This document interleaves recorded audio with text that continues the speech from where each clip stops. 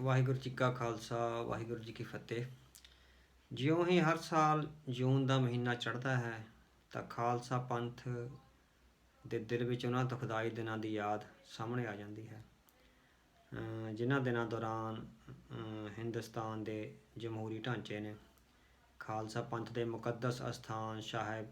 ਸ਼੍ਰੀ ਦਰਬਾਰ ਸਾਹਿਬ ਅਤੇ ਸ਼੍ਰੀ ਅਕਾਲ ਤਖਤ ਸਾਹਿਬ ਉੱਤੇ ਇੱਕ ਤਰ੍ਹਾਂ ਨਾਲ ਫੌਜੀ ਹਮਲਾ ਕਰ ਦਿੱਤਾ ਸੀ। ਇਹ ਜਸਟ ਇੱਕ ਫੌਜੀ ਹਮਲਾ ਹੀ ਨਹੀਂ ਸੀ, ਅਸੀਂ ਸਮਝਦੇ ਹਾਂ ਵੀ ਜਿਸ ਨੂੰ ਕਲੈਸ਼ ਆਫ ਸਿਵਲਾਈਜੇਸ਼ਨ ਕਿਹਾ ਜਾਂਦਾ ਹੈ, ਇਹ ਉਹ ਕਲੈਸ਼ ਆਫ ਸਿਵਲਾਈਜੇਸ਼ਨ ਸੀਗਾ। ਬੇਸ਼ੱਕ ਥੋਰੈਟੀਕਲੀ ਕਲੈਸ਼ ਆਫ ਸਿਵਲਾਈਜੇਸ਼ਨ ਬਾਰੇ ਬਹੁਤ ਦੇਰ ਬਾਅਦ ਕਿਤਾਬਾਂ ਲਿਖੀਆਂ ਗਈਆਂ, ਪਰ ਸਿੱਖਾਂ ਦਾ ਕਲੈਸ਼ ਆਫ ਸਿਵਲਾਈਜੇਸ਼ਨ 1984 ਵਿੱਚ ਹੋ ਗਿਆ ਸੀਗਾ, ਜਦੋਂ ਬਹੁ ਗਿਣਤੀ ਨੇ ਇਹ ਇੱਕ ਤਰ੍ਹਾਂ ਨਾਲ ਸਬਕ ਦੇਣ ਦਾ ਯਤਨ ਕੀਤਾ ਸੀ ਕਿ ਜੇ ਘੱਟ ਗਿਣਤੀਆਂ ਨੇ ਭਾਰਤ ਵਿੱਚ ਰਹਿਣਾ ਹੈ ਤਾਂ ਉਹਨਾਂ ਦੀ ਬਹੁ ਗਿਣਤੀ ਦੀ ਈਨ ਮੰਨ ਕੇ ਰਹਿਣਾ ਪਊਗਾ। ਸੋ ਘੱਟ ਗਿਣਤੀਆਂ ਦਾ ਆਪਣਾ ਨਿਆਰਾਪਣ, ਆਪਣੀ ਬੋਲੀ, ਆਪਣਾ ਧਰਮ, ਆਪਣੇ ਸੱਭਿਆਚਾਰ ਅਤੇ ਆਪਣੀਆਂ ਰਵਾਇਤਾਂ ਉਹ ਕੋਈ ਮਾਇਨੇ ਨਹੀਂ ਰੱਖਦੀਆਂ, ਉਹਨਾਂ ਦਾ ਕੋਈ ਵੀ ਅਰਥ ਨਹੀਂ ਹੈ। ਸਿਆਸੀ ਚੌਧਰ ਜਿਹੜੀ ਬਹੁ ਗਿਣਤੀ ਦੀ ਹੈ ਉਸ ਦੀ ਹੀ ਚੱਲੇਗੀ ਅਤੇ ਉਸ ਦੇ ਅਧੀਨ ਹੀ ਬਹੁ ਗਿਣਤੀਆਂ ਨੂੰ ਰਹਿਣਾ ਪਵੇਗਾ। ਬੇਸ਼ੱਕ ਸੰਵਿਧਾਨ ਵਿੱਚ ਬਹੁਤ ਸਾਰੇ ਹੱਕ ਦਿੱਤੇ ਗਏ ਸੀ, ਪਰ ਉਹ ਹੱਕ ਅਸਲ ਵਿੱਚ ਸਾਰਾ ਜੋ ਸੰਵਿਧਾਨ ਹੈ ਉਹ ਬਹੁ ਗਿਣਤੀ ਨੇ ਜਾਂ ਰਾਜ ਕਰ ਰਹੀ ਧਿਰ ਨੇ ਆਪਣੇ ਹੱਕ ਵਿੱਚ ਸਾਰਾ ਕੁਛ ਲਿਖਤ ਪੜ੍ਹਤ ਕਰ ਲਈ ਹੋਈ ਸੀ, ਉਹ ਉਹਦੇ ਹੱਕ ਵਿੱਚ ਹੀ ਭੁਗਤਦਾ ਸੀ, ਹੁਣ ਤੱਕ ਵੀ ਉਸੇ ਤਰ੍ਹਾਂ ਹੀ ਭੁਗਤਦਾ ਹੈ। ਸੋ ਲਗਾਤਾਰ ਜਿਹੜਾ ਕਲੈਸ਼ ਆਫ ਸਿਵਲਾਈਜੇਸ਼ਨ ਆ ਉਹ ਲਗਾਤਾਰ 1984 ਤੋਂ ਬਾਅਦ ਚੱਲਿਆ। ਉਹਦੇ 'ਚੋਂ ਇੱਕ ਧਿਰ ਨੂੰ ਪੀੜਤ ਕੀਤਾ ਗਿਆ, ਦੂਜੀ ਤਾਨਾਸ਼ਾਹੀ ਵਾਲੀ ਧਿਰ ਨੇ ਜਮਹੂਰੀਅਤ ਦਾ ਓਹਲਾ ਲੈ ਕੇ, ਸੰਵਿਧਾਨ ਅਤੇ ਕਾਨੂੰਨ ਦਾ ਓਹਲਾ ਲੈ ਕੇ ਜਿਸ ਕਿਸਮ ਦੀਆਂ ਗੈਰ ਸੰਵਿਧਾਨਕ ਕਾਰਵਾਈਆਂ ਕੀਤੀਆਂ, ਜਿਸ ਕਿਸਮ ਦੇ ਜ਼ੁਲਮ ਸਿੱਖ ਕੌਮ 'ਤੇ ਕੀਤੇ, ਉਹਨਾਂ ਨੂੰ ਸ਼ਬਦਾਂ ਵਿੱਚ ਬਿਆਨ ਕਰਨਾ ਬਹੁਤ ਔਖਾ ਹੈਗਾ। ਸੋ ਜਦੋਂ ਵੀ ਹਰ ਸਾਲ ਜੂਨ ਦਾ ਮਹੀਨਾ ਚੜ੍ਹਦਾ ਹੈ ਤਾਂ ਖਾਲਸਾ ਪੰਥ ਇੱਕ ਦਰਦ ਭਰੀ ਚੀਸ ਆ ਜਿਹੜੀ, ਇੱਕ ਪੀੜ ਨਾਲ ਉਹਦੇ ਮਨ ਵਿੱਚ ਉਹ ਚੀਸ ਹੈ ਜਿਹੜੀ ਪੈਦਾ ਹੁੰਦੀ ਹੈ। ਹਰ ਸਾਲ ਉਸ ਘੱਲੂਘਾਰੇ ਦੀ ਯਾਦ ਮਨਾਉਣ ਲਈ, ਉਹਨਾਂ ਸ਼ਹੀਦਾਂ ਦੀ ਯਾਦ ਵਿੱਚ ਲੋਕ ਇਕੱਠੇ ਹੁੰਦੇ ਨੇ ਸ਼੍ਰੀ ਅਕਾਲ ਤਖਤ ਸਾਹਿਬ 'ਤੇ ਔਰ ਹੋਰ ਥਾਵਾਂ 'ਤੇ ਜਿੱਥੇ ਕਿਤੇ ਵੀ ਉਹਨਾਂ ਦਾ ਟਾਈਮ ਲੱਗਦਾ ਹੈ। ਸੋ ਉਸ ਦੇ ਦੌਰਾਨ ਉਸ ਇਤਿਹਾਸਕ ਵਰਤਾਰੇ ਦੀਆਂ ਵੱਖ-ਵੱਖ ਪਰਤਾਂ 'ਤੇ ਗੱਲਬਾਤ ਕੀਤੀ ਜਾਂਦੀ ਹੈ, ਉਸ ਨੂੰ ਪੜਚੋਲਿਆ ਜਾਂਦਾ ਹੈ ਅਤੇ ਉਸ ਬਾਰੇ ਜਿੰਨੀ ਕੁ ਕਿਸੇ ਨੂੰ ਸੁੱਧ ਬੁੱਧ ਹੈ ਉਹਦੇ ਬਾਰੇ ਉਹ ਵਿਚਾਰ ਕਰਨ ਦਾ ਯਤਨ ਕਰਦਾ ਹੈ। ਬੇਸ਼ੱਕ ਅੱਜ ਵੀ ਅਸੀਂ ਦੁਬਾਰਾ ਉਸ ਘੱਲੂਘਾਰੇ ਦੀ 36ਵੀਂ ਵਰ੍ਹੇਗੰਢ ਮਨਾ ਰਹੇ ਹਾਂ, ਉਸ ਪੀੜ ਨੂੰ, ਉਸ ਦਰਦ ਨੂੰ ਆਪਣੇ ਨਾਲ ਲੈ ਕੇ ਤੁਰ ਰਹੇ ਹਾਂ ਅਤੇ ਉਸ ਪੀੜ ਦਾ ਜੋ ਦਰਦ ਹੈ ਉਹ ਮਹਿਸੂਸ ਹੋ ਰਿਹਾ ਹੈ, ਹਰ ਸਾਲ ਤਾਜ਼ਾ ਹੋ ਜਾਂਦਾ ਹੈ। ਅਤੇ ਇਸ ਦੇ ਨਾਲ ਹੀ ਖਾਲਸਾ ਪੰਥ ਵਿੱਚ ਬਹੁਤ ਸਾਰੀਆਂ ਇੱਕ ਤਰ੍ਹਾਂ ਨਾਲ ਸੂਝਵਾਨ ਜਿਹੜੀਆਂ ਧਿਰਾਂ ਨੇ ਉਹ ਇਸ ਸਮੁੱਚੇ ਘਟਨਾਕ੍ਰਮ ਦੀਆਂ ਬਹੁਤ ਪਸਾਰੀ ਪਰਤਾਂ ਨੇ ਜਿਹੜੀਆਂ ਉਹਨਾਂ ਨੂੰ ਉਘਾੜਨ ਦਾ ਜਾਂ ਉਹਨਾਂ ਬਾਰੇ ਖੋਜ ਕਰਨ ਦਾ ਜਿਹੜਾ ਕਾਰਜ ਆ ਉਹ ਕਰ ਰਹੀਆਂ ਨੇ। ਅਤੇ ਇੱਕ ਜੋ ਲਗਾਤਾਰ ਸਵਾਲ ਹੈ ਖਾਲਸਾ ਪੰਥ ਦੇ ਇੱਕ ਹਿੱਸੇ ਵਿੱਚ ਇੱਕ ਸਵਾਲ ਲਗਾਤਾਰ ਉੱਠ ਰਿਹਾ ਹੈ ਕਿ ਅਸੀਂ ਪਿਛਲੇ 36 ਸਾਲਾਂ ਵਿੱਚ ਕੀ ਖੱਟਿਆ ਅਤੇ ਕੀ ਗਵਾਇਆ। ਵੀ ਬਹੁਤ ਸਾਰੇ ਲੋਕਾਂ ਦਾ ਇਹ ਕਹਿਣਾ, ਇਹ ਕਿਹਾ ਜਾਂਦਾ ਹੈ ਬਹੁਤ ਸਾਰੇ ਲੋਕਾਂ ਵੱਲੋਂ ਬਈ 1984 ਦੇ ਘਟਨਾਕ੍ਰਮ ਤੋਂ ਬਾਅਦ ਖਾਲਸਾ ਜੀ ਦਾ ਜਾਂ ਕੌਮੀ ਤੌਰ 'ਤੇ ਬਹੁਤ ਨੁਕਸਾਨ ਹੋ ਗਿਆ ਹੈ। ਬਹੁਤ ਸਾਰੇ ਬੱਚੇ, ਬਜ਼ੁਰਗ ਅਤੇ ਨੌਜਵਾਨ ਆ, ਉਹਨਾਂ ਨੂੰ ਸ਼ਹਾਦਤਾਂ ਦਾ ਮੂੰਹ ਦੇਖਣਾ ਪਿਆ ਹੈ, ਉਹ ਸ਼ਹੀਦ ਹੋ ਗਏ ਹਨ। ਬਹੁਤ ਸਾਰਿਆਂ ਨੂੰ ਜ਼ੁਲਮ ਤਸ਼ੱਦਦ ਸਹਿਣਾ ਕਰਨਾ ਪਿਆ ਹੈ ਅਤੇ ਬਹੁਤ ਸਾਰੇ ਘਰ ਘਾਟ ਆ ਜਿਹੜੇ ਬਰਬਾਦ ਹੋ ਗਏ ਨੇ। ਸੋ ਆਮ ਤੌਰ 'ਤੇ ਇਹ ਆਇਆ ਜਾਂਦਾ ਹੈ, ਇੱਕ ਨੈਗੇਟਿਵਿਟੀ ਦੇ ਤੌਰ 'ਤੇ ਇਸ ਸਮੁੱਚੇ ਘਟਨਾਕ੍ਰਮ ਨੂੰ ਲਿਆ ਜਾਂਦਾ ਹੈ, ਨਕਾਰਾਤਮਕ ਤੌਰ 'ਤੇ ਲਿਆ ਜਾਂਦਾ ਹੈ ਵੀ ਉਹਨੇ ਨੁਕਸਾਨ ਜ਼ਿਆਦਾ ਕਰ ਦਿੱਤਾ ਹੈ। ਸੋ ਉਸ ਸੰਦਰਭ ਵਿੱਚ ਉਹ ਜਿਹੜੀਆਂ ਸੰਘਰਸ਼ ਕਰਨ ਵਾਲੀਆਂ ਧਿਰਾਂ ਦੇ ਖਿਲਾਫ ਵੀ ਬਹੁਤ ਵਾਰੀ ਜਿਹੜੇ ਭੱਦੀ ਸ਼ਬਦਾਵਲੀ ਜਾਂ ਜਿਹੜੇ ਉਖੜੇ ਹੋਏ ਸ਼ਬਦ ਨੇ ਉਹ ਬੋਲੇ ਜਾਂਦੇ ਹਨ। ਪਰ ਜਦੋਂ ਅੱਜ ਆਪਾਂ 36 ਸਾਲਾਂ ਬਾਅਦ ਜੇ ਉਸ ਤਰ੍ਹਾਂ ਦਾ ਮੁਲਾਂਕਣ ਕਰੀਏ ਵੀ ਖਾਲਸਾ ਪੰਥ ਨੇ ਕੀ ਖੱਟਿਆ ਅਤੇ ਕੀ ਗਵਾਇਆ ਹੈ, ਤਾਂ ਉਸ ਸੰਦਰਭ ਵਿੱਚ ਅਸੀਂ ਦੇਖ ਸਕਦੇ ਹਾਂ ਵੀ ਖਾਲਸਾ ਪੰਥ ਨੇ 1984 ਤੋਂ ਬਾਅਦ ਜੇ ਆਪਾਂ ਕਹੀਏ ਵੀ ਕੀ ਖੱਟਿਆ ਅਤੇ ਕੀ ਗਵਾਇਆ, ਇਹ ਦੇਖੋ ਵੀ 1984 ਤੋਂ ਬਾਅਦ ਕਿਸੇ ਵੀ ਕਿਸਮ ਦਾ ਜਿਹੜਾ ਹਮਲਾ ਸੀ ਕੌਮ ਦੇ ਉੱਤੇ ਹੋਇਆ, ਚਾਹੇ ਉਹ ਕੋਈ ਧਾਰਮਿਕ ਹਮਲਾ ਸੀ, ਚਾਹੇ ਫੌਜੀ ਹਮਲਾ ਸੀ,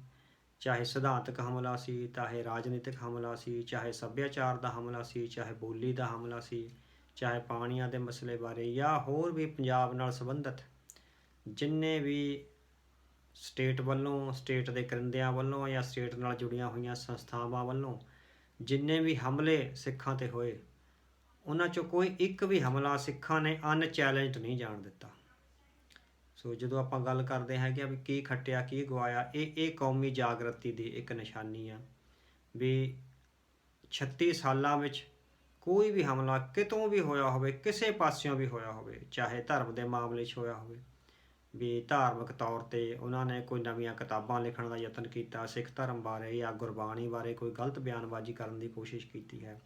ਜਾਂ ਫਿਰ ਗੁਰੂ ਡੰਬ ਨੂੰ ਮੁੜ ਕੇ ਉਸਾਰਨ, ਪ੍ਰਚਾਰਨ ਅਤੇ ਉਸ ਦੀ ਸਹਾਇਤਾ ਕਰਨ ਦਾ ਯਤਨ ਕੀਤਾ ਹੈ, ਜਾਂ ਇਹ ਹੋਵੇ ਵੀ ਗੁਰੂ ਸਾਹਿਬਾਂ ਦੇ ਜੀਵਨ ਬਾਰੇ ਘਟੀਆ ਕਿਸਮ ਦੀਆਂ ਫਿਲਮਾਂ ਬਣਾਉਣ ਦਾ ਯਤਨ ਕੀਤਾ ਗਿਆ ਹੋਵੇ, ਜਾਂ ਇਹ ਹੋਵੇ ਵੀ ਮਨੁੱਖੀ ਅਧਿਕਾਰਾਂ ਦਾ ਮਸਲਾ ਹੋਵੇ, ਜਾਂ ਜਿਨ੍ਹਾਂ ਨੇ ਜ਼ੁਲਮ ਕੀਤੇ ਸੀ ਉਹਨਾਂ ਦੇ ਖਿਲਾਫ ਅਦਾਲਤਾਂ ਵਿੱਚ ਜੋ ਜੰਗ ਲੜਨ ਦਾ ਯਤਨ ਹੋਵੇ। ਸੋ ਤੁਸੀਂ ਦੇਖੋ ਵੀ ਸਮੁੱਚੇ ਤੌਰ 'ਤੇ, ਜੇ ਆਪਾਂ ਸਮੁੱਚੇ ਤੌਰ 'ਤੇ ਦੇਖੀਏ ਪਿਛਲੇ 36 ਸਾਲਾਂ 'ਚ ਜਿੰਨੇ ਵੀ ਹਮਲੇ ਹੋਏ ਹੋਣਗੇ, ਹੋ ਸਕਦਾ ਹੈ ਅਸੀਂ ਉਹਨਾਂ ਦਾ ਵਰਣਨ ਵੀ ਨਾ ਕਰਿਆ ਹੋਵੇ, ਵੀ ਉਹ ਲਗਾਤਾਰ ਉਹਨਾਂ ਦੇ ਖਿਲਾਫ ਖਾਲਸਾ ਪੰਥ ਨੇ ਥਾਂ ਥਾਂ ਰੋਸ ਮੁਜ਼ਾਹਰੇ ਕੀਤੇ, ਉਹਦੇ ਖਿਲਾਫ ਆਵਾਜ਼ ਉਠਾਈ, ਜਿੱਥੋਂ ਤੱਕ ਲਿਖਿਆ ਜਾ ਸਕਿਆ ਲਿਖਿਆ, ਜਿੱਥੋਂ ਤੱਕ ਬੋਲਿਆ ਜਾ ਸਕਿਆ ਬੋਲਿਆ, ਅਤੇ ਜਿੱਥੋਂ ਤੱਕ ਵੀ ਆਵਾਜ਼ ਉਠਾਈ, ਔਰ ਅਦਾਲਤਾਂ ਤੱਕ, ਸੁਪਰੀਮ ਕੋਰਟਾਂ ਤੱਕ ਜਿਹੜੇ ਕੇਸ ਚੱਲਦੇ ਸੀ ਜਿਸ ਕਿਸਮ ਦੇ ਵੀ, ਉਹਨਾਂ ਨੂੰ ਲੈ ਕੇ ਗਏ। ਸੋ ਉਸ ਢਾਂਚੇ ਵਿੱਚ ਰਹਿੰਦਿਆਂ ਜਿੰਨਾ ਕੁਛ ਵੀ ਇੱਕ ਕੌਮ ਦੇ ਤੌਰ 'ਤੇ ਸਿੱਖ ਕੌਮ ਕਰ ਸਕਦੀ ਸੀ, ਅਸੀਂ ਸਮਝਦੇ ਹਾਂ ਵੀ ਉਹ ਸਿੱਖ ਕੌਮ ਨੇ ਕੀਤਾ।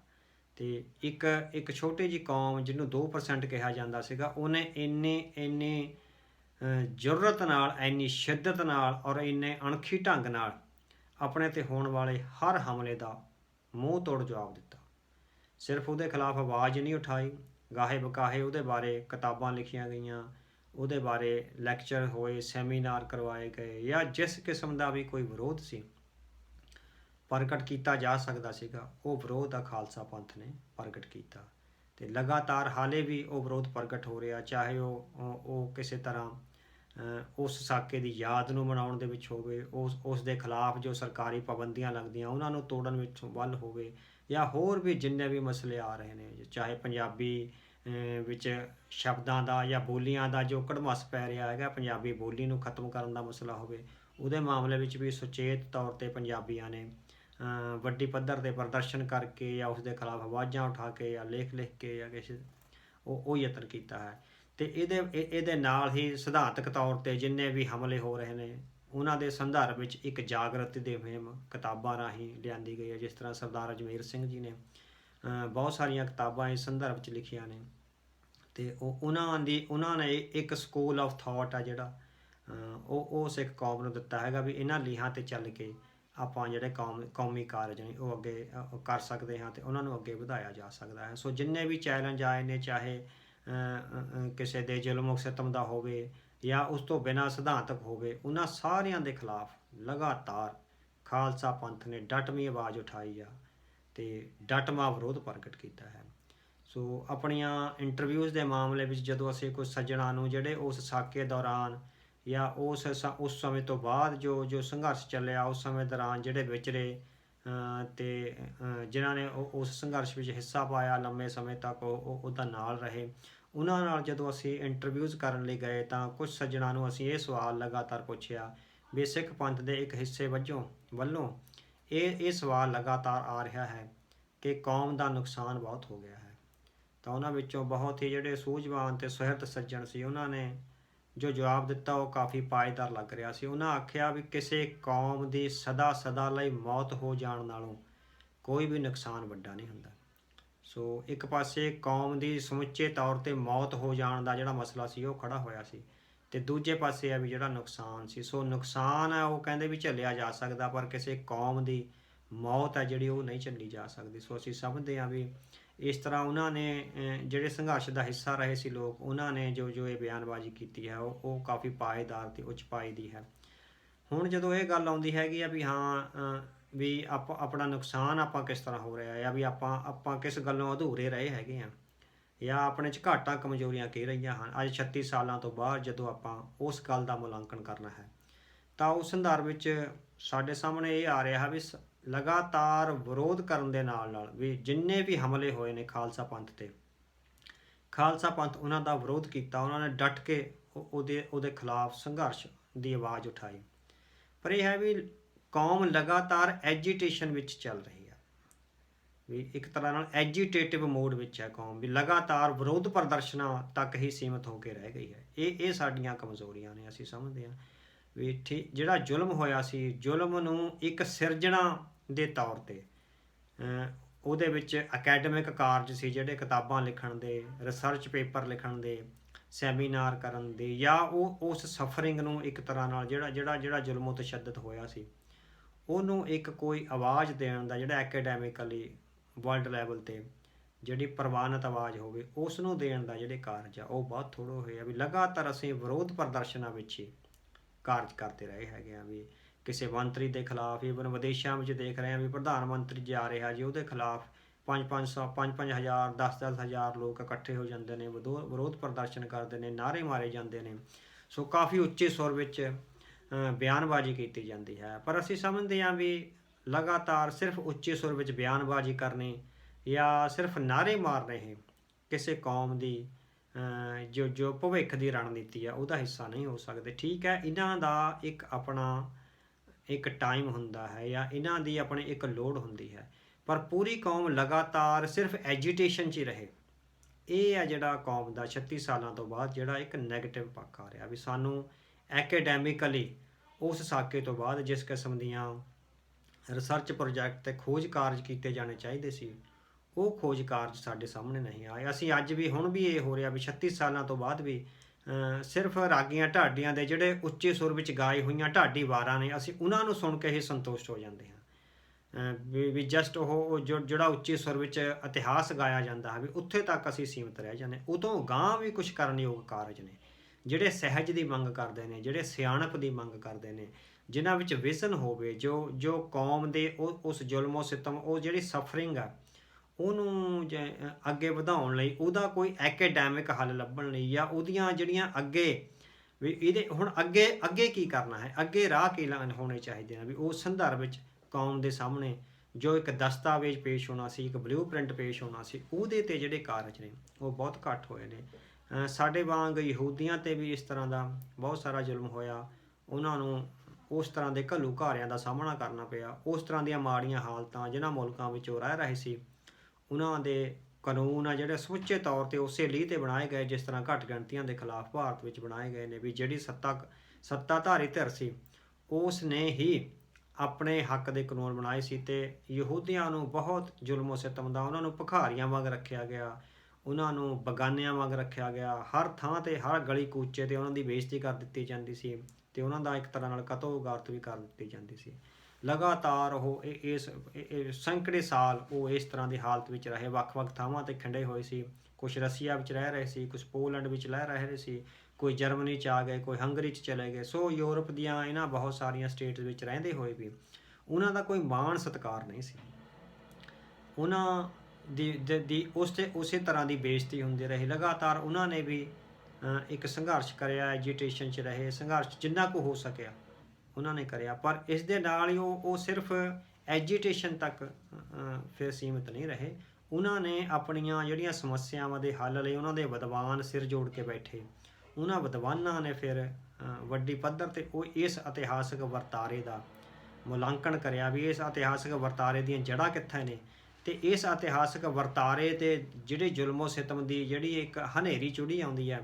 ਉਹਦਾ ਅੰਤ ਕਿੱਥੇ ਹੋਊਗਾ, ਅਤੇ ਅਸੀਂ ਆਪਣਾ ਭਵਿੱਖ ਕਿੱਦਾਂ ਰਚਣਾਉਣਾ ਹੈਗਾ। ਸੋ ਉਹਨਾਂ ਨੇ ਬਹੁਤ ਸਾਰੇ ਕਾਰਜ ਕੀਤੇ ਆ। ਸੋ ਅਸੀਂ ਸਮਝਦੇ ਹਾਂ ਵੀ ਖਾਲਸਾ ਪੰਥ ਨੂੰ ਵੀ ਉਸ ਤਰ੍ਹਾਂ ਦਾ ਇੱਕ ਸਹਿਜ ਦਾ ਅਤੇ ਸੁਹਿਰਦਤਾ ਵਾਲਾ ਅਤੇ ਇੱਕ ਤਰ੍ਹਾਂ ਨਾਲ ਜਿਹੜਾ ਵਿਜ਼ਨਰੀ ਹੋਵੇ ਉਹ ਕਾਰਜ ਆ ਜਿਹੜੇ ਉਹ ਕਰਨੇ ਚਾਹੀਦੇ ਹੈਗੇ। ਲਗਾਤਾਰ ਕੌਮ ਨੂੰ ਐਜੀਟੇਸ਼ਨ ਵਿੱਚ ਰੱਖਣਾ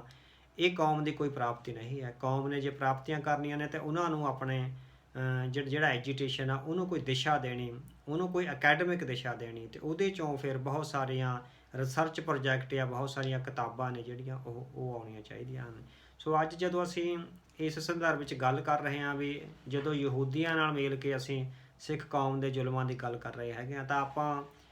ਇਸ ਸੰਦਰਭ ਵਿੱਚ ਕੁਛ ਯਹੂਦੀਆਂ ਵੱਲੋਂ ਲਿਖੀਆਂ ਗਈਆਂ ਕਿਤਾਬਾਂ ਦਾ ਜ਼ਿਕਰ ਕਰਾਂਗੇ, ਤਾਂ ਕਿ ਸਿੱਖ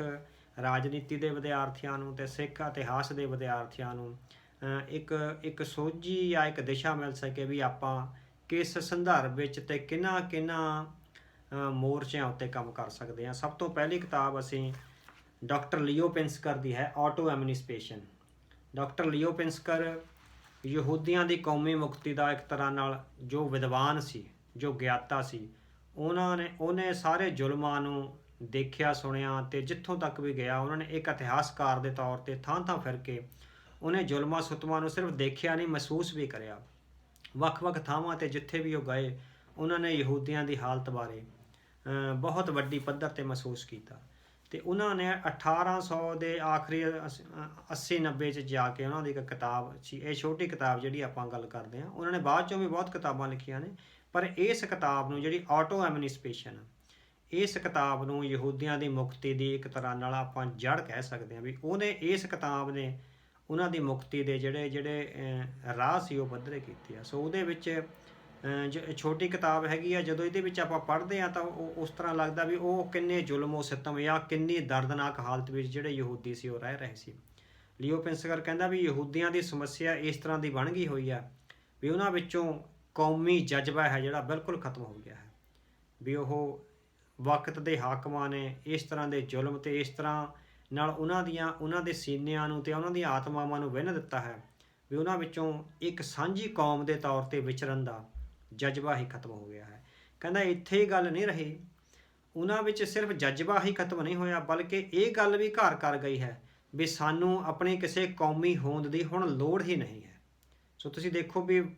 ਲਗਾਤਾਰ ਬਗਾਨੀਆਂ ਧਿਰਾਂ ਦੇ ਅਧੀਨ ਰਹਿੰਦਿਆਂ ਉਹਨਾਂ ਦੀ ਮਾਨਸਿਕਤਾ ਇੰਨੀ ਖਤਰਨਾਕ ਹੱਦ ਤੱਕ ਖੁੰਡੀ ਹੋ ਗਈ ਸੀ ਵੀ ਉਹਨਾਂ ਵਿੱਚ ਉਹ ਜਜ਼ਬਾ ਹੀ ਮਰ ਗਿਆ ਸੀ ਵੀ ਅਸੀਂ ਕੋਈ ਵੱਖਰੀ ਕੌਮ ਸੀ ਜਾਂ ਨਿਆਰੀ ਕੌਮ ਸੀ, ਜਾਂ ਸਾਡਾ ਕੋਈ ਆਪਣਾ ਇਤਿਹਾਸ ਜਾਂ ਸਾਡੀਆਂ ਆਪਣੀਆਂ ਰਵਾਇਤਾਂ ਸਨ ਜਿਨ੍ਹਾਂ ਨੂੰ ਉਜਾਗਰ ਕੀਤਾ ਜਾਣਾ ਹੈ। ਸੋ ਉਸ ਪੱਧਰ 'ਤੇ ਗਿਰੀ ਹੋਈ ਯਹੂਦੀ ਕੌਮ ਨੂੰ ਡਾਕਟਰ ਲਿਓਨ ਪਿੰਸਕਰ ਅਤੇ ਉਹਨਾਂ ਵਰਗੇ ਹੋਰ ਬਹੁਤ ਸਾਰੇ ਵਿਦਵਾਨਾਂ ਨੇ ਇੱਕ ਰਾਹ ਦਿਖਾਇਆ। ਐਕੈਡੈਮਿਕਲੀ ਉਹਨਾਂ ਨੇ ਬਹੁਤ ਕੰਮ ਕੀਤਾ। ਸੋ ਆਟੋ ਐਮਨਿਸਪੇਸ਼ਨ ਨੇ, ਜਿਹੜੀ ਇਹ ਕਿਤਾਬ ਦੀ ਆਪਾਂ ਗੱਲ ਕਰਦੇ ਹਾਂ, ਇਹਨੇ ਯਹੂਦੀਆਂ ਦੀ ਮੁਕਤੀ ਦੀਆਂ ਜਿਹੜੀਆਂ ਜੜ੍ਹਾਂ ਨੇ ਉਹ ਦੁਬਾਰੇ ਲਾਈਆਂ ਨੇ। ਆਟੋ ਐਮਨਿਸਪੇਸ਼ਨ ਦਾ ਇਹੀ ਮਤਲਬ ਆ, ਉਹ ਕਹਿੰਦਾ ਵੀ ਸਾਨੂੰ ਸਵੈ ਮੁਕਤੀ ਲੈਣੀ ਪਊਗੀ, ਸਾਨੂੰ ਉਸ ਮਾਨਸਿਕ ਗੁਲਾਮੀ ਤੋਂ ਸਭ ਤੋਂ ਪਹਿਲਾਂ ਬਾਹਰ ਨਿਕਲਣਾ ਪਊਗਾ ਜਿਹੜੀ ਵੱਖ-ਵੱਖ ਮੁਲਕਾਂ ਦੀਆਂ ਸਰਕਾਰਾਂ ਅਧੀਨ ਰਹਿੰਦੀਆਂ ਉਹਨਾਂ ਕੌਮਾਂ ਦੀ ਸਿਆਸੀ ਅਤੇ ਮਾਨਸਿਕ ਦਹਿਸ਼ਤ ਨੇ ਸਾਡੇ ਮਨਾਂ ਵਿੱਚ ਪਾ ਦਿੱਤੀ ਹੋਈ ਹੈ। ਸੋ ਆਟੋ ਐਮਨਿਸਪੇਸ਼ਨ ਕਹਿੰਦਾ ਵੀ ਤੁਹਾਡੀ ਮੁਕਤੀ ਜਿਹੜੀ ਸਿਆਸੀ ਅਤੇ ਸਮਾਜੀ ਮੁਕਤੀ ਹੈ ਉਹ ਤਾਂ ਹੋਊਗੀ ਜਦੋਂ ਤੁਸੀਂ ਮਾਨਸਿਕ ਤੌਰ 'ਤੇ ਮੁਕਤ ਹੋਵੋਗੇ, ਜਦੋਂ ਤੁਹਾਡੇ ਵਿੱਚ ਜਜ਼ਬਾ ਪੈਦਾ ਹੋਊਗਾ ਵੀ ਅਸੀਂ ਇੱਕ ਨਿਆਰੀ ਕੌਮ ਹਾਂ ਅਤੇ ਨਿਆਰੀ ਕੌਮ ਦੇ ਆਪਣੇ ਨਿਸ਼ਾਨੇ, ਆਪਣਾ ਹੋਮਲੈਂਡ ਅਤੇ ਆਪਣੀ ਟੈਰੀਟਰੀ ਅਤੇ ਆਪਣੇ ਜਿਹੜੀਆਂ ਰਵਾਇਤਾਂ ਨੇ ਉਹ ਹੁੰਦੀਆਂ ਨੇ। ਸੋ ਉਹ ਗੱਲ ਕਰਦੇ ਆ, ਉਹ ਕਹਿੰਦਾ ਵੀ ਜਦੋਂ ਉਹ ਯਹੂਦੀਆਂ ਦੀ ਜਿਹੜੀ ਮਾਨਸਿਕ ਹਾਲਤ ਦੀ ਗੱਲ ਕਰ ਰਹੇ ਸੀ, ਉਹ ਕਹਿੰਦਾ ਵੀ ਯਹੂਦੀਆਂ ਦੀ ਮਾਨਸਿਕ ਹਾਲਤ ਇੱਕ ਬਹੁਤ ਹੀ ਗੰਭੀਰ ਬਿਮਾਰ ਵਰਗੀ ਹੋ ਚੁੱਕੀ ਹੈ। ਜਿਹੜਾ ਗੰਭੀਰ ਬਿਮਾਰੀ ਤੋਂ ਪੀੜਤ ਵਿਅਕਤੀ ਹੈ ਉਹ ਇੱਕ ਤਰ੍ਹਾਂ ਨਾਲ ਉਹਨੂੰ ਖਾਣੇ ਦਾ ਸਵਾਦ ਅਤੇ ਪੀਣ ਦਾ ਸਵਾਦ ਅਤੇ ਆਲੇ ਦੁਆਲੇ ਬਾਰੇ ਉਹਦੇ ਸਵਾਦ ਨੇ ਜਿਹੜੇ ਬਿਲਕੁਲ ਬਦਲ ਜਾਂਦੇ ਨੇ। ਉਹ ਕਹਿੰਦਾ ਵੀ ਜਦੋਂ ਉਹ ਮੈਡੀਕਲੀ ਠੀਕ ਵੀ ਹੋ ਜਾਵੇ ਉਹ ਵਿਅਕਤੀ, ਉਹਦੇ ਬਾਵਜੂਦ ਵੀ ਬਹੁਤ ਲੰਮੇ ਸਮੇਂ ਤੱਕ ਉਹਦੇ ਸਵਾਦਾਂ ਵਿੱਚ ਜਿਹੜਾ ਫਰਕ ਨਹੀਂ ਪੈਂਦਾ। ਉਹਨੂੰ ਉਸ ਤਰ੍ਹਾਂ ਦੇ ਜਿਹੜਾ ਇੱਕ ਪੁਰਾਣਾ ਉਹ ਬਿਮਾਰ ਹੋਣ ਤੋਂ ਪਹਿਲਾਂ ਵਾਲਾ ਵਿਅਕਤੀ ਸੀ ਉੱਥੇ ਤੱਕ ਬਣਨ ਉਸਰਨ ਵਿੱਚ ਉਹਨੂੰ ਬਹੁਤ ਵਕਤ ਲੱਗ ਜਾਂਦਾ। ਇਸ ਸਮੇਂ ਦੌਰਾਨ ਉਹਦੀ ਜਿਹੜੀ ਡੀਜਨਰੇਸ਼ਨ ਆ ਹੋਰ ਹੋ ਜਾਂਦੀ ਹੈ। ਸੋ ਇਸੇ ਕਰਕੇ ਡਾਕਟਰ ਲਿਓਨ ਪਿੰਸਕਰ ਨੇ ਇਹ ਗੱਲ ਆਖੀ ਵੀ ਸਾਨੂੰ ਆਪਣੀ ਆਤਮਿਕ ਅਤੇ ਮਾਨਸਿਕ ਜਿਹੜੀ ਮੁਕਤੀ ਆ ਸਭ ਤੋਂ ਪਹਿਲਾਂ ਉਹ ਕਰਨੀ ਪਊਗੀ, ਉਹ ਤੋਂ ਬਾਅਦ ਹੀ ਤੁਹਾਡੀ ਸਮਾਜੀ ਅਤੇ ਸਿਆਸੀ ਮੁਕਤੀ ਹੋ ਸਕਦੀ ਆ। ਸੋ 36 ਸਾਲਾਂ ਬਾਅਦ ਸਾਨੂੰ ਲੱਗਦਾ ਵੀ ਜਦੋਂ ਆਪਾਂ ਇਹਦੇ ਇੰਟਰੋਸਪੈਕਸ਼ਨ ਕਰ ਰਹੇ ਹਾਂ ਵੀ ਅਸੀਂ ਕੀ ਖੱਟਿਆ ਅਤੇ ਕੀ ਗਵਾਇਆ, ਅਸੀਂ ਸਮਝਦੇ ਹਾਂ ਵੀ ਉਹਦੇ 'ਚ ਸਿਰਫ ਐਜੀਟੇਸ਼ਨ 'ਚ ਰਹੇ ਹਾਂ। ਅਸੀਂ ਐਜੀਟੇਸ਼ਨ ਤੋਂ ਬਾਹਰ ਨਿਕਲ ਕੇ ਸਾਨੂੰ ਇਸ ਤਰ੍ਹਾਂ ਆਟੋ ਐਮਨਿਸਪੇਸ਼ਨ ਜਾਂ ਡਾਕਟਰ ਲਿਓਨ ਪਿੰਸਕਰ ਵਰਗੇ ਬਹੁਤ ਸਾਰੇ ਵਿਦਵਾਨਾਂ ਦੀ ਜ਼ਰੂਰਤ ਸੀ ਜਿਹੜੇ ਸਿੱਖ ਕੌਮ ਨੂੰ ਇੱਕ ਕੌਮੀ ਤੌਰ 'ਤੇ ਆਪਾਂ ਨੂੰ ਕੋਈ ਨਾ ਕੋਈ ਜਿਹੜਾ ਰਾਹ ਉਹ ਦਿਖਾ ਸਕਦੇ। ਅਤੇ ਇਸੇ ਸੰਦਰਭ ਵਿੱਚ ਦੂਜੀ ਕਿਤਾਬ ਹੈ ਸਫਰਿੰਗ ਐਜ਼ ਆਈਡੈਂਟੀਟੀ, ਅਤੇ ਇਹ ਵੀ ਇੱਕ ਯਹੂਦੀ ਵਿਦਵਾਨ ਨੇ ਐਸਟਰ ਬਨਬਾਸਾ ਉਹਨਾਂ ਦੀ ਕਿਤਾਬ ਹੈਗੀ। ਇਹ ਵੀ ਉਹੀ ਆ ਵੀ ਸਫਰਿੰਗ ਐਜ਼ ਆਈਡੈਂਟੀਟੀ, ਵੀ ਜਿਹੜਾ ਤੁਸੀਂ ਜ਼ੁਲਮ ਇੱਕ ਕੌਮ ਦੇ ਤੌਰ 'ਤੇ ਸਹਿੰਦੇ ਹੋ, ਵੀ ਇੱਕ ਕੌਮ ਦੇ ਤੌਰ 'ਤੇ ਤੁਹਾਡੀ, ਕਿਉਂਕਿ ਇੱਕ ਵੱਖਰੀ ਨਸਲ ਜਾਂ ਵੱਖਰੀ ਕੌਮ ਜਾਂ ਵੱਖਰੀ ਭਾਈਚਾਰਾ ਸੀ, ਉਸ ਵੱਖਰੇ ਭਾਈਚਾਰੇ, ਉਸ ਵੱਖਰੇਪਣ ਕਾਰਨ ਹੀ ਤੁਹਾਡੇ 'ਤੇ ਜ਼ੁਲਮ ਹੋਇਆ ਹੈ। ਸੋ ਇਹ ਜ਼ੁਲਮ ਇੱਕ ਸਾਂਝੀ ਕੌਮ ਦੀਆਂ ਸਾਂਝੀਆਂ ਪੀੜਾਂ ਨੇ। ਸੋ ਇਹਨਾਂ ਸਾਂਝੀਆਂ ਪੀੜਾਂ ਨੂੰ ਐਥਰ ਬਨਬਾਸਾ ਕਹਿੰਦਾ ਹੈਗਾ ਵੀ ਸਾਨੂੰ ਇੱਕ ਲੜੀ ਵਿੱਚ ਪਰੋਣ ਦੀ ਲੋੜ ਹੁੰਦੀ ਹੈਗੀ ਹੈ। ਸੋ ਉਹ ਕਹਿੰਦਾ ਵੀ ਇਹ ਜਿਹੜਾ ਸਾਂਝਾ ਜ਼ੁਲਮ ਸਹਿਆ ਹੁੰਦਾ ਕੌਮ ਨੇ, ਉਹਦੇ ਵਿੱਚੋਂ ਬਦਲੇ ਦੀ ਭਾਵਨਾ ਵੀ ਪੈਦਾ ਹੁੰਦੀ ਹੈ। ਤੇ ਦੂਜੇ ਪਾਸੇ ਉਹ ਕਹਿੰਦਾ ਵੀ ਜੇ ਕੌਮ ਨੇ ਉਸਰਨਾ ਹੈ, ਜੇ ਕੌਮ ਨੇ ਅੱਗੇ ਵਧਣਾ ਹੈ, ਤਾਂ ਬਦਲੇ ਦੀ ਘਟੀਆ ਭਾਵਨਾ ਛੱਡਣੀ ਪੈਂਦੀ ਹੈ। ਉਦੋਂ ਆਪ ਸੇਵਾ ਔਰ ਸਹਿਜ ਤੇ ਜਿਹੜੀਆਂ ਇਹ ਗੱਲਾਂ ਨੇ ਵੀ ਸੂਰਜ ਬਣ ਕੇ ਚਮਕਣ, ਜਿਹੜਾ ਤੁਹਾਡਾ ਸਿਮਰਨ ਤੇ ਸੇਵਾ ਤੇ ਇੱਕ ਕੌਮੀ ਜਜ਼ਬਾ ਹੈ, ਇਹ ਜਦੋਂ ਤਿੰਨੇ ਇਕੱਠੇ ਹੋਣਗੇ, ਜਿਹੜੇ ਜ਼ੁਲਮਾਂ ਤੁਹਾਡੇ ਵਿੱਚ ਨੈਗੇਟਿਵਿਟੀ ਨਾ ਲੈ ਕੇ ਆਉਣ, ਬਲਕਿ ਸੂਰਜ ਬਣ ਕੇ ਚਮਕਣ, ਜਿਹੜੇ ਤੁਹਾਡੇ ਨਿਆਰੇਪਣ ਨੂੰ ਉਜਾਗਰ ਕਰ ਦੇਣ।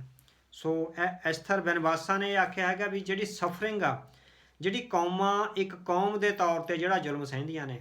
ਉਹਨੂੰ ਫਿਰ ਉਹ ਇੱਕ ਇਤਿਹਾਸਕ ਵਿਰਾਸਤ ਦੇ ਤੌਰ ਤੇ ਸਾਂਭ ਕੇ ਰੱਖਦੀਆਂ। ਉਹਨਾਂ ਵਿੱਚ ਕੌਮੀ ਇਕਜੁੱਟਤਾ ਪੈਦਾ ਹੁੰਦੀ ਹੈ, ਉਹ ਇੱਕ ਸਾਂਝੀ ਕੌਮ ਦੇ ਤੌਰ ਤੇ ਸਾਹਮਣੇ ਆਉਂਦੇ ਨੇ। ਸੋ ਅਸੀਂ ਸਮਝਦੇ ਹਾਂ ਵੀ ਸਿੱਖ ਕੌਮ ਵਿੱਚ ਇਸ ਤਰ੍ਹਾਂ ਦੇ ਜਿਹੜੇ ਖੋਜ ਕਾਰਜ ਆ ਉਹ ਕੀਤੇ ਜਾਣੇ ਚਾਹੀਦੇ ਸੀ, ਵੀ ਜਿਹੜਾ ਜ਼ੁਲਮ ਹੋਇਆ, ਜਿਹੜੀ ਸਫਰਿੰਗ ਸਿੱਖ ਕੌਮ ਨੇ ਮਹਿਸੂਸ ਕੀਤੀ ਹੈ, ਉਹ ਇੱਕ ਕੌਮੀ ਜਜ਼ਬਿਆਂ ਦੀ ਇੱਕ ਸਾਂਝ ਹੈ, ਜਿਹੜੀ ਕੌਮੀ ਰਵਾਇਤਾਂ ਦੀ ਜਿਹੜੀ ਸਾਂਝ ਹੈ, ਉਹਨੂੰ ਪ੍ਰਚੰਡ ਕਰਦੀ ਹੈ। ਤੇ ਉਸ ਸੰਦਰਭ ਵਿੱਚ ਇੱਕ ਜਜ਼ਬਾ, ਇੱਕ ਮਾਨਸਿਕ ਮੁਕਤੀ ਹੈ ਜਿਹੜੀ ਪੈਦਾ ਕਰਕੇ ਉਸ ਨੂੰ ਅੱਗੇ ਜਿਹੜੇ 1984 ਦੇ ਜ਼ਖਮ ਨੇ ਉਹਨਾਂ ਨੂੰ ਕ੍ਰੀਏਟਿਵ ਢੰਗ ਨਾਲ ਅੱਗੇ ਵਧਾਇਆ ਜਾ ਸਕਦਾ ਹੈ। ਸੋ ਉਸ ਸੰਦਰਭ ਵਿੱਚ ਹੀ ਤੀਜੀ ਕਿਤਾਬ ਹੈ ਬ੍ਰਾਇਨ ਕੀਥ ਐਕਸਲ ਦੀ ਨੇਸ਼ਨਸ ਟਾਰਚਰਡ ਬਾਡੀ। ਇਹ ਉਹਨਾਂ ਨੇ ਸਿੱਖ ਕੌਮ ਬਾਰੇ ਲਿਖੀ ਹੈ, ਜਿਹੜਾ ਵਿਦੇਸ਼ਾਂ ਵਿੱਚ ਵਸਦੇ ਸਿੱਖ ਸੀ 1984 ਤੋਂ ਬਾਅਦ, ਉਹਨਾਂ 'ਤੇ ਜਿਹੜੇ ਮਾਨਸਿਕਤਾ ਤੇ ਜਿਹੜੇ ਜੁਰਮ ਲੱਗੇ। ਸੋ ਦੀ ਨੇਸ਼ਨਸ ਟਾਰਚਰਡ ਬਾਡੀ, ਵੀ ਇੱਕ ਕੌਮ ਦੀ ਜਿਹੜੀ ਦੇਹ ਸੀ ਉਹਨੂੰ ਕਿਸ ਤਰ੍ਹਾਂ ਪਚ ਦਿੱਤਾ ਗਿਆ ਜ਼ੁਲਮੋ ਸਿਤਮ ਨੇ। ਸੋ ਉਹਦੇ ਬਾਰੇ ਬ੍ਰਾਇਨ ਕੀਥ ਐਕਸਲ ਨੇ ਬਹੁਤ ਅੱਛੀ ਕਿਤਾਬ ਹੈਗੀ ਆ। ਸੋ ਉਹ ਸਮੁੱਚੇ ਸੰਦਰਭ 'ਚ 1984 ਤੋਂ ਬਾਅਦ ਦੀਆਂ ਘਟਨਾਵਾਂ ਦਾ ਸਮੁੱਚਾ ਇੱਕ ਤਰ੍ਹਾਂ ਨਾਲ ਲੜੀ ਪਰੋਈ ਗਈ ਹੈ। ਭਾਰਤ ਵਿੱਚ ਸਿੱਖਾਂ 'ਤੇ ਕੀ ਅਸਰ ਹੋਏ, ਵਿਦੇਸ਼ਾਂ ਵਿੱਚ ਸਿੱਖਾਂ 'ਤੇ ਕੀ ਅਸਰ ਹੋਏ। ਸੋ ਉਹਨੇ ਇੱਕ ਕੌਮ ਦਾ ਜਜ਼ਬਾ ਕਿਸ ਤਰ੍ਹਾਂ ਪੈਦਾ ਕਰਿਆ। ਸੋ ਅਸੀਂ ਸਮਝਦੇ ਹਾਂ ਵੀ ਅੱਜ ਜਦੋਂ 36 ਸਾਲਾਂ ਬਾਅਦ ਆਪਾਂ ਉਸ ਸਾਕੇ ਦੀ ਯਾਦ ਮਨਾ ਰਹੇ ਹਾਂ ਤੇ ਇਹ ਦੇਖ ਰਹੇ ਹਾਂ ਵੀ ਅਸੀਂ ਕੀ ਖੱਟਿਆ ਤੇ ਕੀ ਗਵਾਇਆ। ਹੁਣ ਜਦੋਂ ਅਸੀਂ ਯਹੂਦੀਆਂ ਦੀ ਹਾਲਤ ਦੇਖ ਚੁੱਕੇ ਹਾਂ ਵੀ ਉਹਨਾਂ ਵਿੱਚੋਂ ਕੌਮੀ ਜਜ਼ਬਾ ਬਿਲਕੁਲ ਖਤਮ ਹੋ ਗਿਆ ਸੀ। ਉਹਨਾਂ ਵਿੱਚੋਂ ਇਹ ਅਹਿਸਾਸ ਹੀ ਮਰ ਗਿਆ ਸੀ ਕਿ ਅਸੀਂ ਇੱਕ ਸਾਂਝੇ ਪਿਤਾ ਦੇ ਪੁੱਤ ਹਾਂ, ਸਾਡਾ ਕੋਈ ਸਾਂਝਾ ਹੋਮਲੈਂਡ ਹੈ, ਸਾਡੀਆਂ ਕੋਈ ਸਾਂਝੀਆਂ ਰਵਾਇਤਾਂ ਨੇ, ਅਸੀਂ ਕੌਮੀ ਤੌਰ 'ਤੇ ਇੱਕ ਭਾਸ਼ਾ ਬੋਲਦੇ ਹਾਂ, ਇੱਕ ਗ੍ਰੰਥ ਨੂੰ ਮੱਥਾ ਟੇਕਦੇ ਹੈਗੇ ਹਾਂ। ਸੋ ਜ਼ੁਲਮਾਂ ਨੇ ਉਹਨਾਂ ਦੀ ਮਾਨਸਿਕਤਾ ਨੂੰ ਇੰਨਾ ਤੋੜ ਦਿੱਤਾ ਸੀਗਾ ਕਿ ਉਹਨਾਂ 'ਤੇ ਆਪਣੀ ਹੋਂਦ ਬਾਰੇ ਵੀ ਸ਼ੱਕ ਪੈਦਾ ਹੋਣ ਲੱਗ ਗਏ ਸੀ। ਪਰ ਜਦੋਂ ਆਪਾਂ 36 ਸਾਲਾਂ ਬਾਅਦ ਸਿੱਖ ਕੌਮ ਦੇ ਇਤਿਹਾਸ ਬਾਰੇ ਦੇਖਦੇ ਹਾਂ ਤਾਂ ਅਸੀਂ ਲਗਾਤਾਰ ਦੇਖ ਰਹੇ ਹਾਂ ਵੀ ਕਿਸ ਜਜ਼ਬੇ, ਜਨੂਨ ਅਤੇ ਸ਼ਿੱਦਤ ਨਾਲ ਕੌਮ ਨੇ ਹਰ ਹਮਲੇ ਦਾ ਜਵਾਬ ਦਿੱਤਾ ਹੈ। ਹਰ ਹਮਲੇ ਦੇ ਖਿਲਾਫ ਕੌਮ ਡਟ ਕੇ ਖੜੀ ਹੈ। ਹੋ ਸਕਦਾ ਹੈ ਕੁਝ ਐਲੀਟ ਵਰਗ ਦੇ ਮਨਾਂ ਵਿੱਚ ਬਹੁਤ ਭੁਲੇਖੇ ਹੋਣਗੇ ਵੀ ਉਹਨਾਂ ਨੂੰ ਕੌਮ ਬਾਰੇ ਜਾਂ ਕੌਮੀਅਤ ਬਾਰੇ ਬਹੁਤ ਸਾਰੇ ਸਵਾਲ ਖੜੇ ਹੋਏ ਹੋਣਗੇ, ਪਰ ਉਹ ਅਸੀਂ ਸਮਝਦੇ ਹਾਂ ਸਿੱਖ ਵਿਦਵਾਨਾਂ ਦੀ ਕਮਜ਼ੋਰੀ ਆ ਵੀ ਉਸ ਪੱਧਰ 'ਤੇ ਉਹ ਅਕੈਡਮਿਕ ਕਾਰਜ ਨਹੀਂ ਹੋਏ ਜਿਸ ਨੇ ਸਿੱਖ ਕੌਮ ਦੀ ਮਾਨਸਿਕ ਮੁਕਤੀ ਕਰਨੀ ਸੀ। ਪਰ ਇਹਦੇ ਬਾਵਜੂਦ ਵੀ ਸਿੱਖ ਕੌਮ ਦਾ ਉਸ ਤਰ੍ਹਾਂ ਦਾ ਹਾਲ ਨਹੀਂ ਹੈ ਜਿਸ ਤਰ੍ਹਾਂ ਦਾ ਕਿ ਯਹੂਦੀਆਂ ਦਾ ਹੋ ਗਿਆ ਸੀਗਾ ਕਿ ਉਹ ਆਪਣੀ ਹੋਂਦ ਬਾਰੇ ਹੀ ਉਹਨਾਂ ਦੇ ਮਨ ਵਿੱਚੋਂ ਰੀਝ ਹੀ ਖਤਮ ਹੋ ਗਈ ਸੀ। ਸੋ ਅੱਜ ਜਦੋਂ 36 ਸਾਲਾਂ ਬਾਅਦ ਅਸੀਂ ਇਹ ਵਿਸ਼ਲੇਸ਼ਣ ਕਰਦੇ ਹਾਂ ਕਿ ਸਿੱਖ ਕੌਮ ਨੇ ਕੀ ਖੱਟਿਆ ਤੇ ਕੀ ਗਵਾਇਆ, ਤਾਂ ਅਸੀਂ ਸਮਝਦੇ ਹਾਂ ਵੀ ਬੇਸ਼ੱਕ ਫਿਜ਼ੀਕਲ ਨੁਕਸਾਨ ਹੋਇਆ ਹੈ, ਪਰ ਉਹ ਫਿਜ਼ੀਕਲ ਨੁਕਸਾਨ ਦੇ ਬਾਵਜੂਦ ਸਿੱਖ ਕੌਮ ਨੇ ਇੱਕ ਕੌਮ ਦੇ ਤੌਰ 'ਤੇ, ਇੱਕ ਸਾਂਝੀ ਕੌਮ ਦੇ ਤੌਰ 'ਤੇ, ਇੱਕ ਜਥੇਬੰਦਕ ਤੌਰ 'ਤੇ, ਔਰ ਉਹਨਾਂ ਜ਼ੁਲਮਾਂ ਨੂੰ, ਜਿਹੜੇ ਜ਼ੁਲਮ ਹੋਏ ਸੀ ਸਿੱਖ ਕੌਮ ਦੇ, ਜਿਹੜੀ ਸਫਰਿੰਗ ਆ, ਉਹਨੂੰ ਆਪਣੇ ਸੀਨੇ ਨਾਲ ਲਾ ਕੇ ਰੱਖਿਆ ਤੇ ਉਹਨਾਂ ਨੂੰ ਬੇਸ਼ੱਕ ਸੂਰਜ ਤਾਂ ਨਹੀਂ ਬਣਾ ਸਕੇ, ਪਰ ਘੱਟੋ ਘੱਟ ਉਹਨਾਂ ਨੂੰ ਭੁੱਲਣ ਨਹੀਂ ਦਿੱਤਾ। ਉਹਨਾਂ ਦੀ ਯਾਦ ਚੇਤੇ ਵਿੱਚ ਵਸਾ ਕੇ ਉਹ ਲਗਾਤਾਰ ਹਰ ਸਿਧਾਂਤਕ ਹਮਲੇ ਦਾ ਉਹ ਸਿੱਖ ਕੌਮ ਨੇ ਜਵਾਬ ਦਿੱਤਾ ਹੈ, ਜਵਾਬ ਦੇ ਰਹੇ ਨੇ, ਔਰ ਲਗਾਤਾਰ ਸਾਨੂੰ ਲੱਗ ਰਿਹਾ ਵੀ ਜਵਾਬ ਦੇਣਗੇ ਵੀ। ਪਰ ਅਸੀਂ ਸਿੱਖ ਇਤਿਹਾਸ ਦੇ ਵਿਦਿਆਰਥੀਆਂ ਨੂੰ ਤੇ ਸਿੱਖ ਰਾਜਨੀਤੀ ਦੇ ਵਿਦਿਆਰਥੀਆਂ ਨੂੰ ਬੇਨਤੀ ਕਰਦੇ ਹਾਂ ਕਿ 36 ਸਾਲਾਂ ਤੋਂ ਬਾਅਦ ਅਸੀਂ ਸਿਰਫ ਉੱਚੀ ਸੁਰ ਵਾਲੀਆਂ ਢਾਡੀ ਵਾਰਾਂ ਤੱਕ ਸੀਮਤ ਨਾ ਰਹੀਏ। ਅਸੀਂ ਕੋਈ ਸਿਧਾਂਤਕ ਤੌਰ 'ਤੇ ਇੱਕ ਸਹਿਜ ਭਰਪੂਰ ਕਾਰਜ ਕਰੀਏ। ਜਿਹੜੀਆਂ ਚੰਗੀਆਂ ਕਿਤਾਬਾਂ ਨੇ ਐਕੈਡੈਮਿਕ ਲੈਵਲ 'ਤੇ ਵਿਦਵਾਨਾਂ ਦੀਆਂ ਦੁਨੀਆ ਭਰ ਵਿੱਚ, ਉਹਨਾਂ ਨੂੰ ਪੜ੍ਹਨ ਤੋਂ ਬਾਅਦ ਉਹਨਾਂ ਉਸ ਸੰਦਰਭ ਵਿੱਚ ਸਿੱਖ ਕੌਮ ਦੀ ਜਿਹੜੀ ਹਾਲਤ ਆ ਉਹਦੇ ਬਾਰੇ ਕੋਈ ਚੰਗੀਆਂ ਕਿਤਾਬਾਂ ਅਤੇ ਚੰਗੇ ਖੋਜ ਕਾਰਜ ਆ ਜਿਹੜੇ ਉਹ ਸਾਹਮਣੇ ਆਉਣੇ ਚਾਹੀਦੇ ਆ। ਸੋ 36 ਸਾਲਾਂ ਦੇ ਉਸ ਇਤਿਹਾਸਕ ਵਰਤਾਰੇ ਨੂੰ ਅਸੀਂ, ਜਿਸ ਤਰ੍ਹਾਂ ਡਾਕਟਰ ਗੁਰਭਗਤ ਸਿੰਘ ਨੇ ਕਿਹਾ ਸੀਗਾ ਕਿ ਇਹਨਾਂ ਜ਼ੁਲਮਾਂ ਨੂੰ ਸੂਰਜ ਬਣਾਉਣ ਦੀ ਲੋੜ ਹੈ। ਸੋ ਇਹਦੇ 'ਚੋਂ ਬਦਲੇ ਦੀ ਭਾਵਨਾ, ਨੀਵੀਂ ਕਿਸਮ ਦੀ ਬਦਲੇ ਦੀ ਭਾਵਨਾ ਕੱਢਣ ਦੀ ਲੋੜ ਨਹੀਂ ਹੈ, ਸੂਰਜ ਬਣਾਉਣ ਦੀ ਲੋੜ ਹੈ। ਉਹ ਸੂਰਜ ਜਿਹੜਾ ਸਿੱਖ ਕੌਮ ਦੇ ਭਵਿੱਖ ਲਈ, ਉਹਨਾਂ ਦੇ ਰਾਜਨੀਤਿਕ, ਸਮਾਜਿਕ ਅਤੇ ਧਾਰਮਿਕ ਭਵਿੱਖ ਲਈ ਫਿਰ ਇੱਕ